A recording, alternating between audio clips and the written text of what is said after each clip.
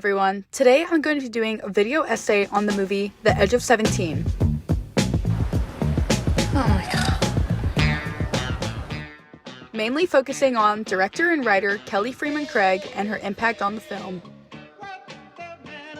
I'm going to be dividing this essay in 5 different sections: the story, the writing, pre-production, production, and the ending. We'll jump right into it and start with our first section, the story. The Edge of 17 is a coming-of-age film about Nadine, a high school student, as she goes through intense emotions of being a teenager. Oh my god. Are we really back to this again? Oh, you got to be kidding me. Throughout the film, we witness Nadine's emotional roller coaster as she navigates not only the problems of her family, but also the unpredictable high school friendships and her own self-discovery. Whoa, what? Oh my god. I'm sorry, what was The that? narrative captures humor, heartache, and awkwardness that defines the teenage years. Kelly Fremon Craig both wrote and directed this film, so she knows the characters and the story better than anyone else. I've spent so much time with the material, lived with the characters, and grown them, Kelly said on an interview. This brings us into section 2, the writing. When writing the script, Kelly knew she wanted to capture the teenage life as honest as possible. The script could not steer into one genre for it to be realistic. It needs to be drama, it needs to be comedy, it needs to be independent, and many more to show the truthful teenage experience. She wanted to show the overall feeling of, you are the only person in this world who is messed up and everyone else is fine. Another thing Kelly took into consideration was that she did not want just her own 90s teenage experience. She wanted an overall feeling that all teenagers could relate to. To achieve this, when writing the script, she went to an actual high school for 3 months and journaled everything that stood out. Kelly attended numerous classes and even attended a high school dance. After she found everything she needed, she started writing and completed the script in the year 2011. Once the script was completed, she sent a copy of it to Jamal Brooke, who was huge in the film scene for writing The Simpsons and directing films such as Terms of Endearment and As Good as It Gets. I had written a spec version of this film, and I've been just an insane fan of Jim's for years and years. He was a crazy long shot I took in the beginning, and one I never thought would actually work out. But I sent him a script, and he ended up taking on the project. James agreeing on this project was such a shock to Kelly because this was her debut film as a director, and he was the reason she wanted to be a filmmaker in the first place. After James agreed to produce the film, it was time for casting. Kelly was extremely strict and picky on who would play the leading role Nadine because she needed to nail the comedic timing while being able to break your heart and having an overall character. Okay.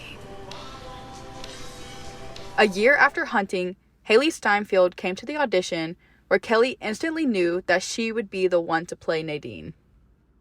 Along with Hailee, she casted Woody Harrelson, Blake Jenner, Kyra Sedgwick, and Haley Richardson to play in this film.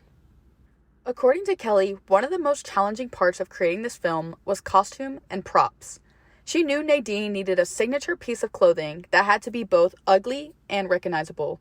After hunting with the costume designer, they found this 70s ski jacket that was perfect in expressing her emotion and overall character. I need you to come pick me up. Now, Kelly knew that she had to open this film in an unforgettable way. Look, I don't want to take up a ton of your time, but I'm gonna kill myself. She establishes the tone of this film by having Nadine and her teacher, Mr. Bruner, exchange suicide notes in a comedic but also very emotional way.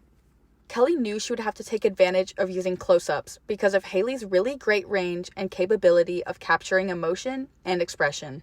Kelly had a sharp eye when it came to capturing Nadine's interior state, so she would have Nadine alone in frames symbolizing her social awkwardness and her loneliness. She also uses montage to highlight the important friendship between Nadine and her friend Krista. Relatively early in the film, Krista betrays Nadine by sleeping with her older, popular brother Darian. Kelly knew she only had a little amount of time in the beginning of the film to show how strong their friendship was and how much this meant to Nadine. This film has a lot of silence. Your dad would be so disappointed in the way you're turning out.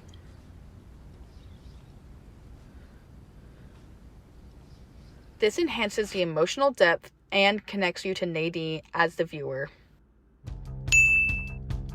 What Kelly stressed most about the ending is that she did not want it to be cliche, but also did not want it to be unrealistic to the plot and the characters. The Edge of 17 ends with Nadine experiencing emotional healing and personal growth as she continues her journey into adulthood. The moral of this overall film is that everyone in this world feels some type of pain, no matter who you are and where you come from. Overall, Kelly Fremon Craig made this movie feel real and relatable by capturing the ups and downs of being a teenager.